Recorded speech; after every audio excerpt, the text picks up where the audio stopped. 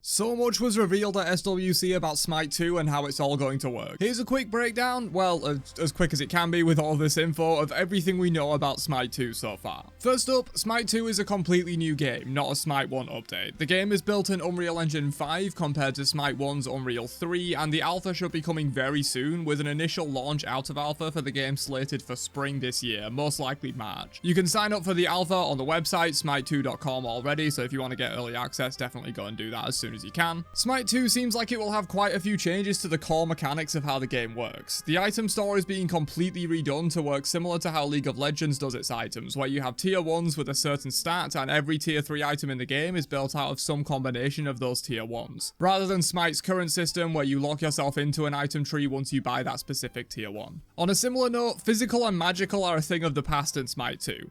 Well, sort of. We don't yet know if gods will still be classed as physical or magical, but there will be a new system where gods have scaling based on strength, intelligence, or both in many cases. They used an example of Cernanos, who would use strength to scale his basics but intelligence to scale his ult damage, and Chak, who uses strength for his damaging abilities and autos but intelligence to scale the healing on his Rain. This is a huge shakeup, and I imagine some gods will build very differently in this new system. Oh, and any god can now build any item like in the olden days of Smite, so yes, Deathbringer Crit Ymir is back, baby. On the topic of items, relics are gone in Smite 2. In their place, every god has beads and a ward slot. The relic effects themselves are going to be moved on to tier 3 items, as many of them will now have an activated button press ability, much like in League. If you want Aegis or Sprint or Thorns or Curse, this is likely where you'll find those active effects now in Smite 2. It's obvious from the gameplay you've been seeing in the background, but moving from UE3 to UE5 is a big leap in graphical quality for Smite 2. Some gods will look very similar to their Smite 1 designs, but with higher quality textures and models, while others will have a soft rework on their design going into Smite 2. Animations have been completely overhauled for seemingly every character in the game, and the sound design has been amped up to match the explosive impact of the new ability animations, trails, particle effects, all that kind of stuff. We also got to see the conquest map in some of the gameplay we got in the teaser. Keep in mind this is likely subject to change as the game develops. Given how much Smite's conquest map changes, this could look completely different by the time the game launches. But at the moment, we're seeing the return of side jungles on duo and solo lane, with seemingly some kind of camp to take on each side, one for each team. Assuming the buffs remain similar, we can see blue, red, purple, and speed buffs on this map as well.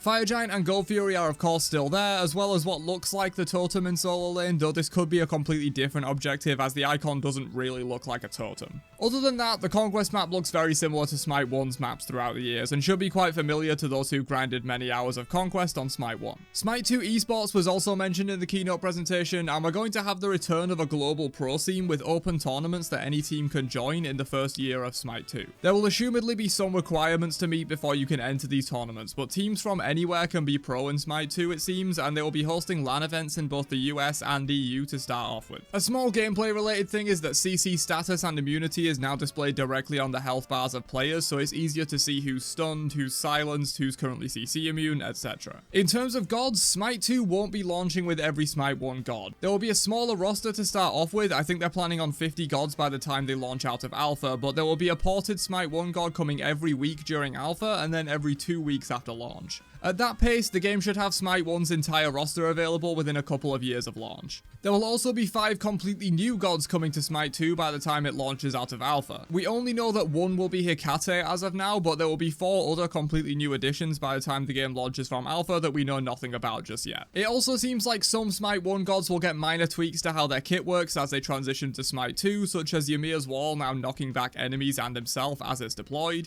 allowing him to yeet himself into enemies or yeet enemies into his team by using it. This was the only changed ability as far as I saw in the presentation, but I imagine quite a few gods will get similar changes going into Smite 2, and I hope there will be some more major changes for some of the more problematic gods from Smite 1 as they get added to Smite 2. They also mentioned a completely new matchmaking system. Not much was said on how it will work, but they did mention it was uncapped, which probably means MMR has no cap unlike it does in Smite 1, and you can keep grinding it out for that definitive number 1 spot in ranked, rather than the entirety of Grandmasters and half of Masters being at the MMR cap after a few weeks of playing like it is in Smite 1. And finally, Smite 1's skins won't be directly transferring to Smite 2. I know this may be a bit of a gut punch to many players who spent hundreds of dollars on the game, but I would also like to play Smite 2 this decade, and porting every single existing skin to the new engine will take a ton of work, and likely delay the game by many years, especially since they would have to keep adding the new new skins that they release in Smite 1 in the meantime. Legacy Gems is a system that gives you an equivalent amount of gems in Smite 2 to every gem you've ever spent on your account in Smite 1.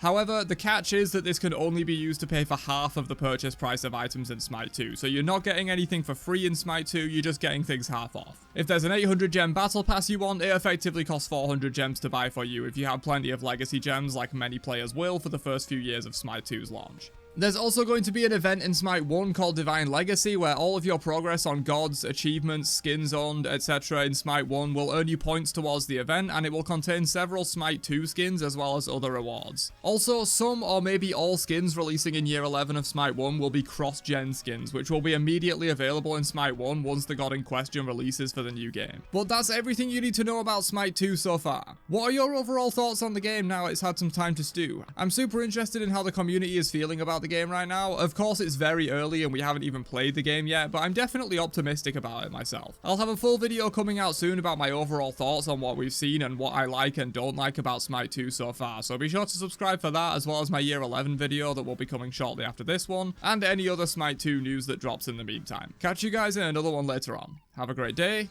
and peace out, you nerds.